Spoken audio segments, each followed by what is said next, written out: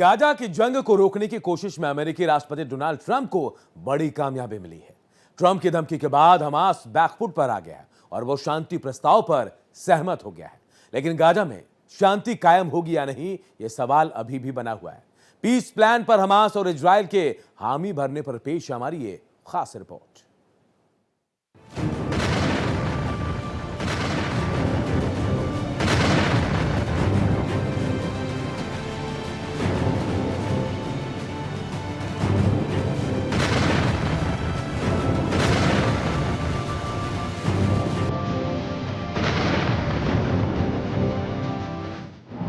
Trump की धमकी का तीखा असर।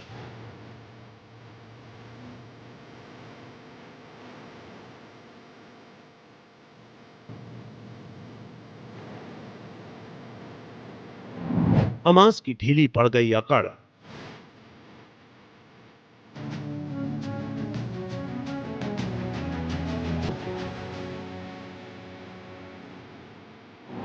इजराइल भी हमला रोकने को तैयार।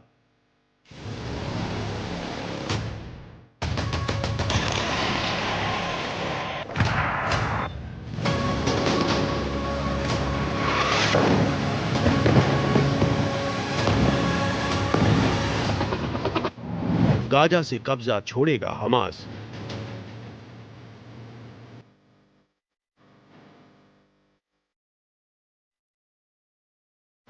बंधकों की भी होगी रिहाई।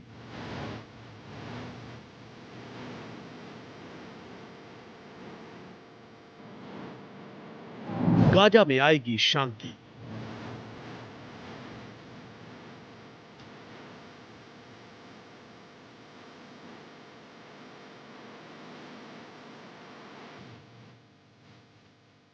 क्या गाजा में जंग को रुकवाने की अपनी कोशिशों में अमेरिकी राष्ट्रपति डोनाल्ड ट्रंप कामयाब हो गए हैं?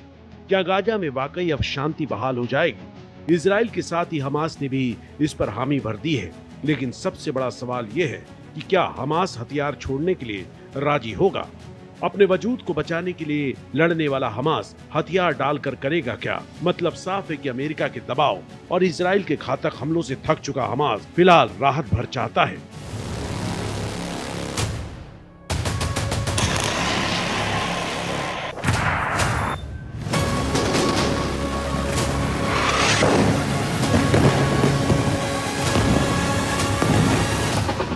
हमास ने ट्रंप के शांति प्रस्ताव पर हामी भरी है, लेकिन उसकी अपनी कुछ शर्तें हैं। सभी इजरायली बंधकों की रिहाई बनी सहमति महज एक कदम है या राजनीतिक चालबाजी का नया मोड़? अमेरिकी राष्ट्रपति ट्रंप की धमकी के बाद हमास गाजा में सीज फायर को तैयार हो गया है। हमास ने ऐलान किया है कि वो ट्रंप पीस प्लान में बताए गए फार्मूले के मुताबिक सभी जिंदा और मुर्दा बंदियों को रिहा करने को तैयार है। साथ ही गाजा का प्रशासन छोड़ने को भी तैयार है। हमास की प्रतिक्रिया एक दोहरी तलवार की तरह है, क्योंकि इसमें आगे की बातचीत की मांग दोहराई गई है। अमेरिकी शांति योजना का एक अहम पॉइंट गाजा का शासन फिलिस्तीनी टेक्नोक्रेट्स को सौंपना है। हमास ने अपने बयान में इसे भी स्वीकार किया है, जो बेहद अहम है। लेकिन इस 20 सूत्री प्रस्ताव में कई ऐसे पॉइंट्स हैं जिन पर अभी भी हमास की तरफ से सहमति दिया जाना बाकी है।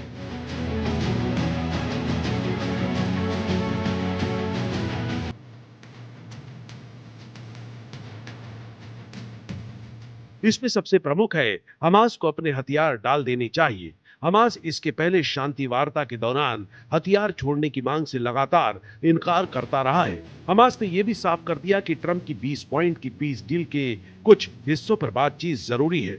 रिपोर्ट के मुताबिक हमास की तरफ से जो जवाब आया है उसमें हथियार छोड़ने का जिक्र नहीं किया गया है।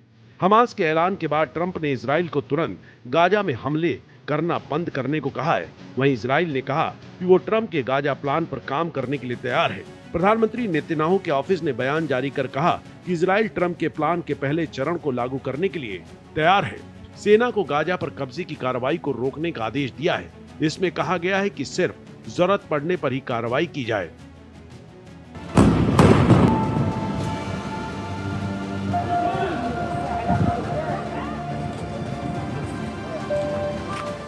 गाजा में शांति का रोड मैप।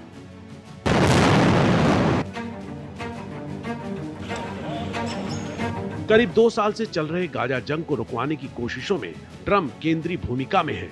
इजराइल के हमलों से गाजा पूरी तरह से तबाह और बर्बाद हो चुका है।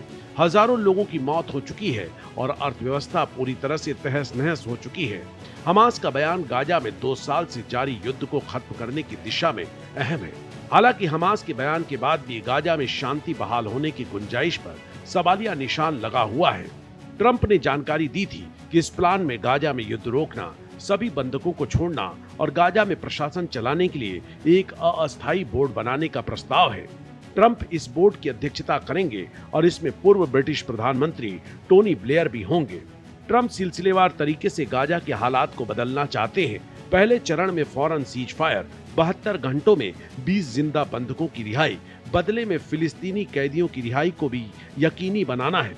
अमेरिका का पीस प्लान बढ़िया है और अगर इसमें वो पूरी तरह से कामयाब हो जाता है तो एक बड़ी जंग को रुकवाने का क्रेडिट ट्रंप के हिस्से में जाएगा। लेकिन अगर ये डील फ्लॉप होती है तो अमेरिका की साख पर पट्टा लगना भी तय है।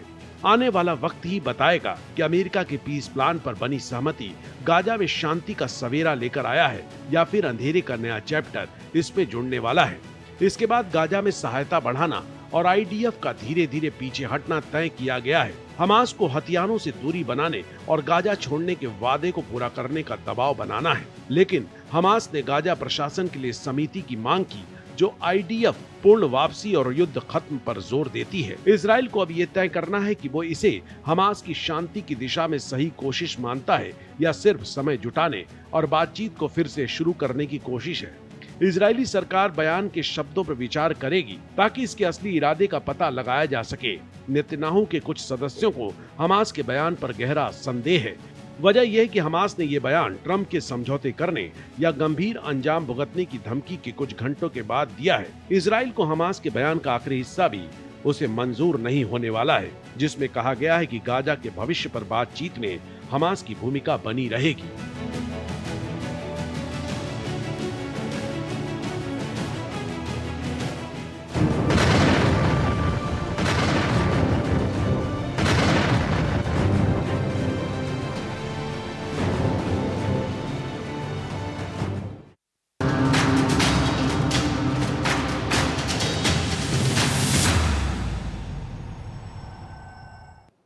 क्या आपने कभी ऐसा अनुभव किया कि आपने अपने दोस्त या परिवार से किसी प्रोडक्ट पर चर्चा की और थोड़ी देर बाद वही प्रोडक्ट आपको इंस्टाग्राम पर ऐड में दिख गया? ये सवाल लाखों लोगों के मन में और बहुत से लोग मानते हैं कि इंस्टाग्राम हमारे फोन के माइक्रोफोन से हमारी बातें सुनता है। लेकिन अब इंस्टाग्राम के सीईओ आदम मोसेरी ने इस पर साफ साफ बयान दिया है। आइए जानते हैं क्या है पूरा मामला।